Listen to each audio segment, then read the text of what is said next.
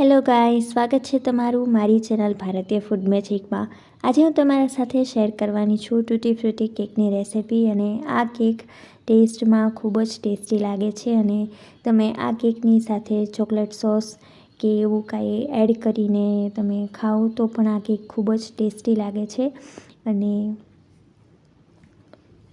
આ કેક ઘરે કેવી રીતે બનાવી એની પ્રોસેસ જોઈ લઈએ। ઘણા લોકોની એવી કમ્પ્લેન હોય છે કે તમે તૂટી ફ્રૂટી કે બીજા કોઈ ઇન્ગ્રેડિયન્ટ્સ કેકમાં નાખતા હોય ત્યારે નીચે બેસી જાય છે। તો એના માટે નું સોલ્યુશન એ કે તમે ડ્રાય ફ્લોરમાં કોટ કરીને એને એડ કરશો એટલે એ જરા પણ નીચે નહીં બેસી જાય અને એને મિક્સ કરીને સાઈડમાં રાખી દેવાનું।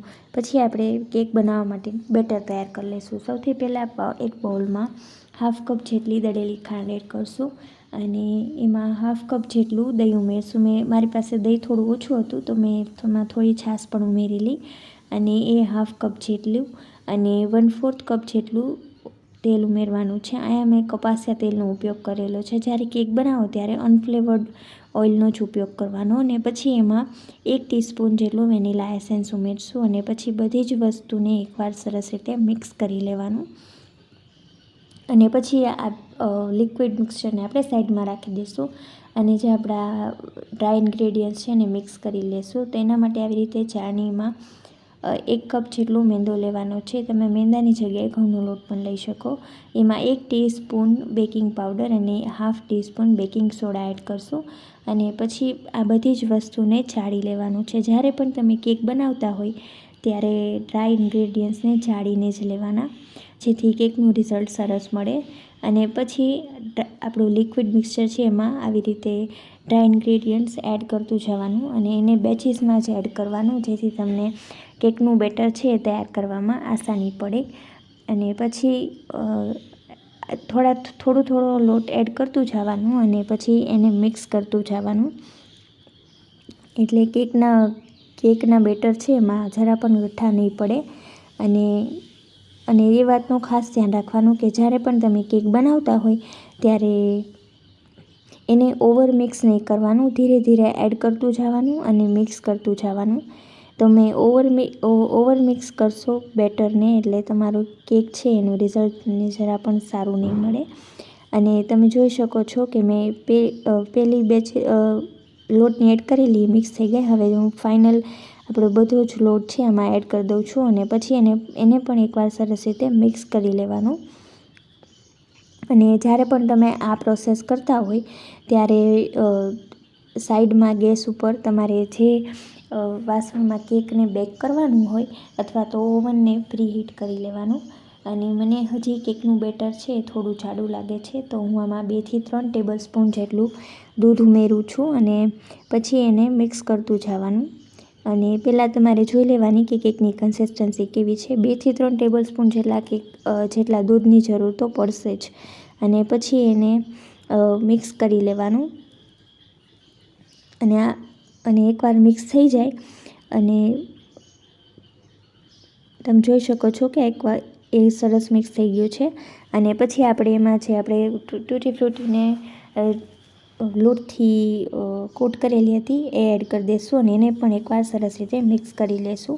અને પછી મેં કેકનું ટીન લીધું છે અને એને મેં ઓઇલથી ગ્રીસ કરી લીધું અને જે નોર્મલ પેપર આવે છે એ જ કટ કરીને મેં એમાં એડ કરેલું મૂકી દીધું છે અને એના ઉપર પણ તેલ લગાવી દેવાનું અને પછી આપણે આ બેટર છે એને આમાં એડ કરી દઈશું અને 1 કે 2 વાર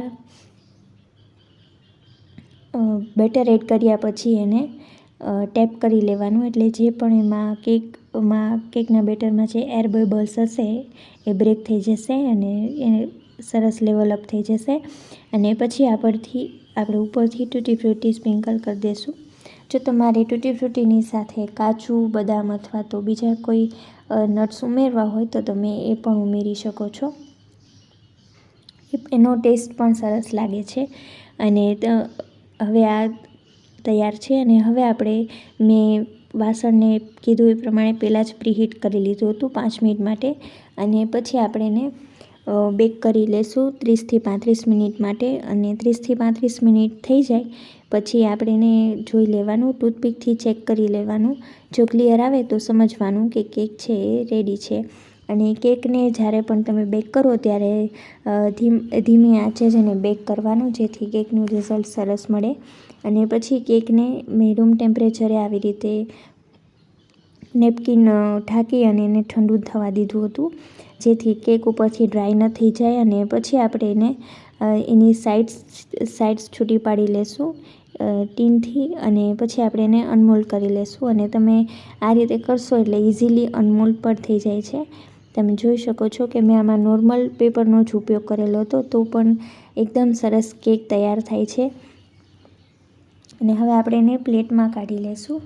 અને હું તમને એને કટ કરીને પણ બતાવું કે કેક કેવી સરસ સ્પોન્જી અને ટેસ્ટી બની છે. ને મેં મારી ચેનલ પર કેળા અને ઘઉંના લોટમાંથી બનતી કેક પણ બતાવી છે, તો તમે જો હજી એ ન જોયું હોય તો એ વિડીયો પણ જોઈ લેજો. અને જો હજી તમે મારી ચેનલને સબસ્ક્રાઈબ ન કરી હોય તો જરૂરથી કરી લેજો, જેથી તમને મારા વિડીયોની નોટિફિકેશન સૌથી પહેલાં મળી જાય. અને તમે ઘરે આ રેસીપી જરૂરથી ટ્રાય કરજો અને તમારા રિવ્યૂઝ મને કમેન્ટમાં જરૂરથી જણાવજો. Thank you so much for watching.